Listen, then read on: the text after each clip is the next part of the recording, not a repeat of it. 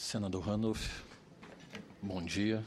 Em nome do nosso presidente Rodrigo Abreu, trago aqui as nossas saudações e o agradecimento por poder compor essa mesa e apresentar os nossos dados a essa comissão e a essa casa. Eu acho que o primeiro ponto, a gente tentar situar o grupo TIM. Nós somos uma empresa 100% móvel, de natureza móvel, com em torno de 73 milhões de clientes no país, a segunda maior operadora móvel, com 27% do mercado. Nos últimos 11 meses, nós temos a liderança do segmento de pré-pago no país, em torno de 60 milhões de clientes. Temos uma cobertura com em torno de 3.400 municípios, o que perfaz 95% da população urbana brasileira. São 11.500 funcionários próprios, com 21 mil empregos indiretos. Nós temos 13 centrais de atendimento telefônico, que seriam os call centers, com 18 mil consultores atendendo os nossos clientes. De recolhimento de tributos, só no exercício de 2012 foram recolhidos em torno de 8 bilhões entre tributos diretos e indiretos. Um dado importante que a gente traz nesse momento que frisa e perfaz a responsabilidade da empresa é o fato de termos sido a primeira grande tele brasileira com ações no segmento de governança da Bovespa, que isso em função, nós vamos falar um pouco mais lá na frente, da suspensão de comercialização ocorrida no passado recente, traz todas as ações de responsabilidade que a empresa vem adotando pela exigência da sua transparência na governança da Bovespa.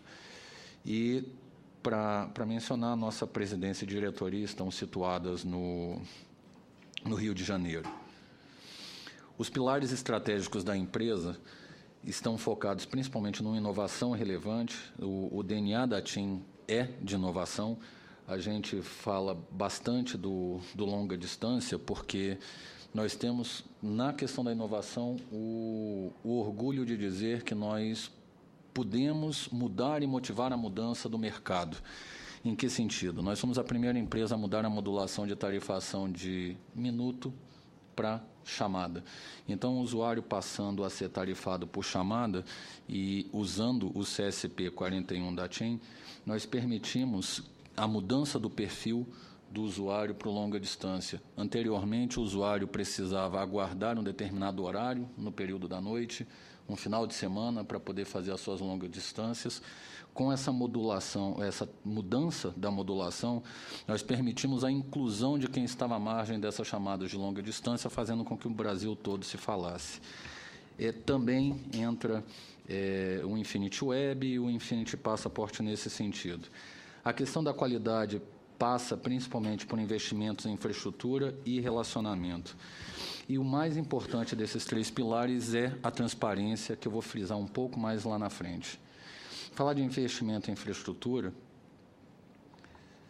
é importante a gente dizer que o nosso plano está pautado em 10,7 bilhões de investimentos para o triênio 2013, 2014, 2015, sendo que 90% desse investimento ele é em infraestrutura.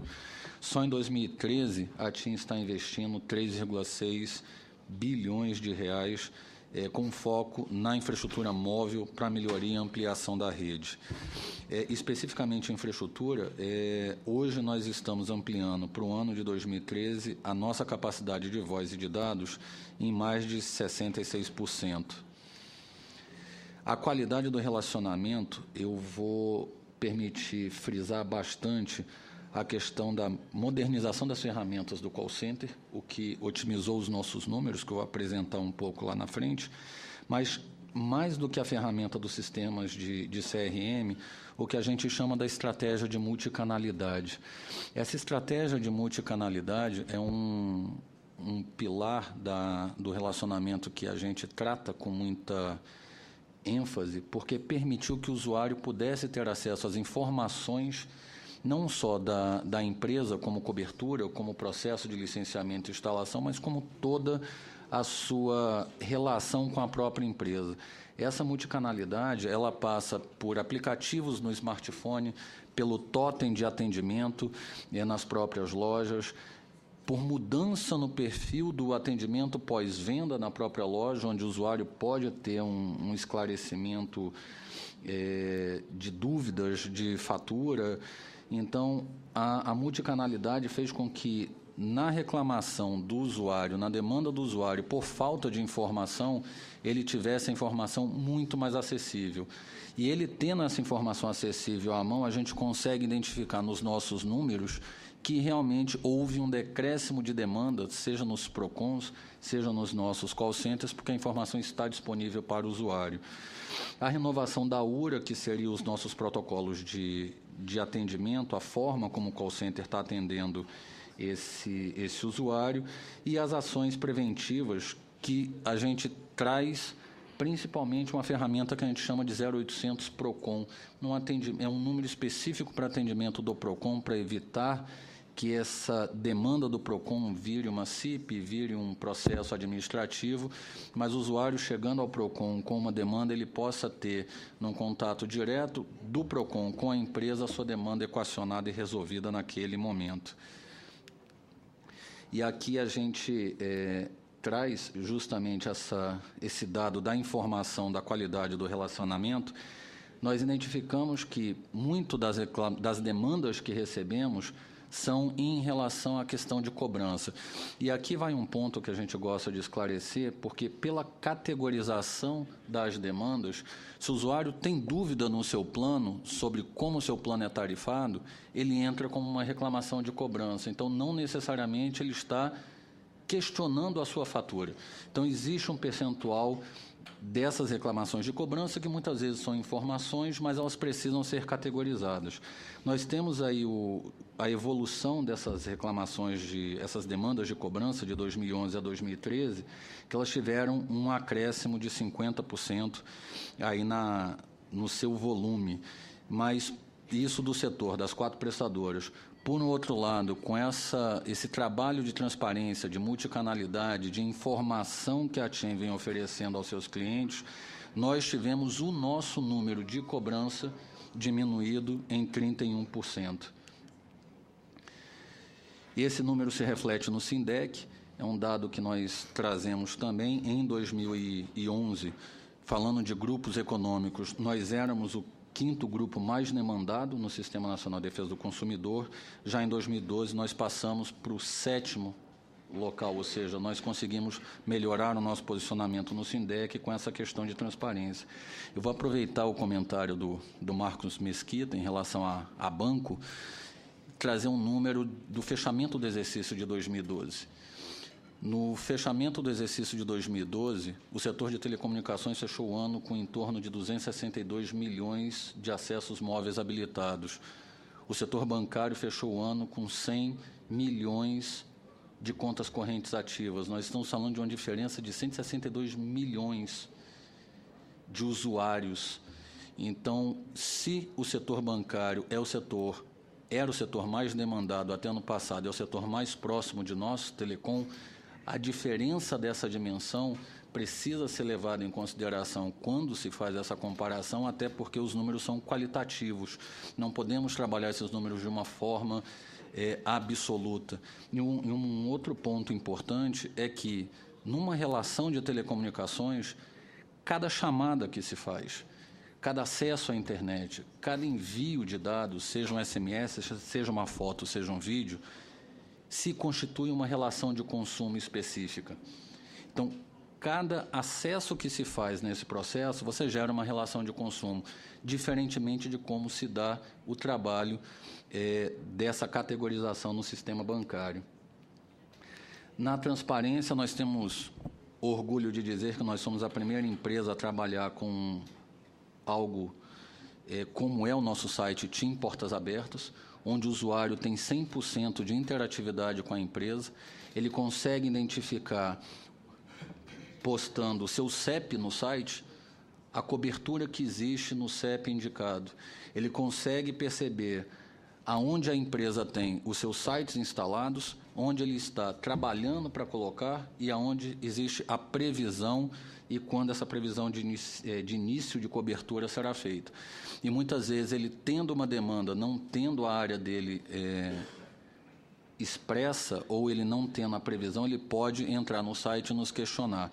Importante que, assim como o site Portas Abertas, em todos os outros canais de multicanalidade, seja os aplicativos dos smartphones, seja pela internet, seja pelos totens, que ele pode fazer uma reclamação, esse processo da multicanalidade gera um protocolo para que ele receba uma resposta.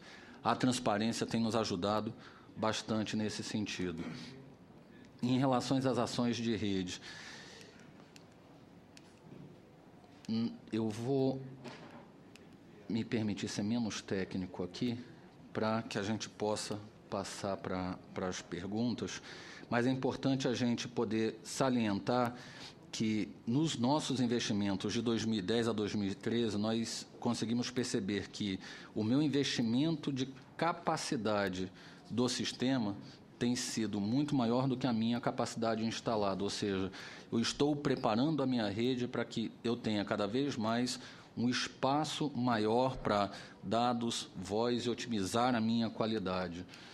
E principalmente no que diz respeito à região norte, aqui eu queria me ater à questão do LT Amazonas, senador. Nós temos aqui um projeto extremamente inovador, onde nós conseguimos fazer a transposição da região norte com o linhão do Tucuruí, aproveitando o investimento na infraestrutura de energia, nós podemos fazer a transposição da fibra para poder cobrir a região norte.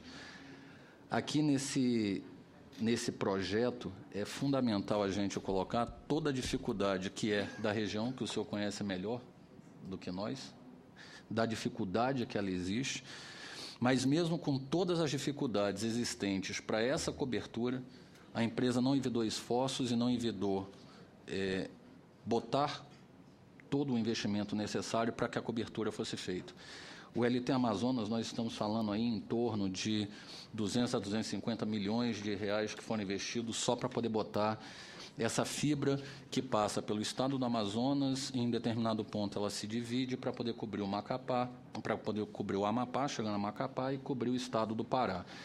Aqui eu vou também entrar na mesma linha do que já foi dito. Por mais que se invista em infraestrutura de uma maneira muito agressiva, por mais que queiramos qualidade ela só existe com infraestrutura.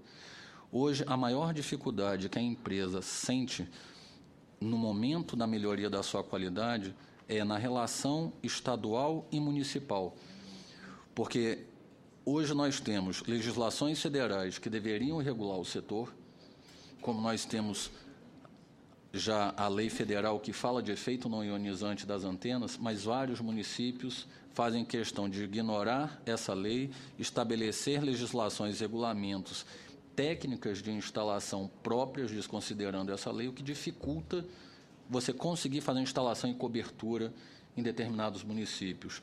Ou seja, se queremos qualidade, não existe milagre. Qualidade só existe com cobertura e antena. Então, existem recursos, existem ferramentas federais, existem regras normativas postas. E aí a gente faz um pleito a essa casa, porque o projeto de lei das antenas saiu daqui do Senado, está tramitando na Câmara, mas de nada vai adiantar ele ser aprovado na Câmara, voltar para cá e se tornar uma lei se não houver uma regulamentação eficaz, se não houver um trabalho com os municípios, se não houver um trabalho com os estados, para que essa regulamentação se torne efetiva e as outras entidades federativas passem a respeitar esse regulamento. Assim como a dificuldade existe para poder se instalar mais do que física na região norte, a gente encontra uma dificuldade muito próxima com as dificuldades burocráticas e normativas, o que não deveria ocorrer, já que todos nos cobram qualidade. E, nesse sentido, a gente gostaria de contar com a contribuição dessa casa, principalmente para que a gente pudesse vencer essa barreira. Também a gente coloca a questão dos tributos, que já foi colocado aqui, eu vou só me permitir voltar, dizer que E, recentemente, o Estado do Amazonas aumentou a arrecadação de ICMS. A gente vem falando da carga tributária na contramão do pleito da redução dos tributos, porque o serviço essencial se questiona muito o valor do serviço de telefonia móvel. Recentemente, nós tivemos um aumento da carga tributária na região norte, no próprio estado do Amazonas. Então, são algumas dificuldades que perfazem a prestação do serviço.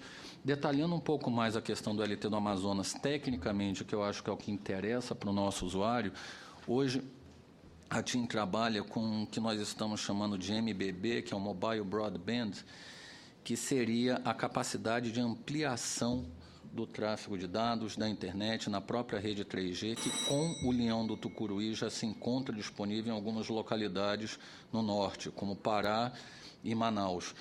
Para o Amapá, a gente está concluindo o processo do Leão, que deve estar disponível a partir de novembro. Mas o usuário vai ter uma percepção saindo de uma média de 1 megabit por segundo para uma taxa de dado em torno de 5 megabits por segundo real, já na própria faixa de 3G, que inicialmente o Leão do Tucuruí permite essa percepção. Mais importante do que isso é que esse projeto do Leão, esse projeto da expansão de capacidade da banda larga, vem de encontro ao que o governo federal tem procurado com o Projeto Nacional de Banda Larga, o PNBL. E nós acreditamos, tanto no projeto do PNBL, que nós, ano passado, fechamos um acordo, nós temos sido parceiro do Sistema Telebrás, onde a complementação, o grande êxito do Leão do Tucuruí é, sim, a complementação da rede da Telebrás à nossa rede do Leão, e digamos que não só para a região norte. A nossa parceria com a Telebrás, acreditando e apostando no PNBL, também se estende principalmente para a região nordeste. Eu encerro por aqui e me coloco à disposição para os esclarecimentos que se fizerem necessários.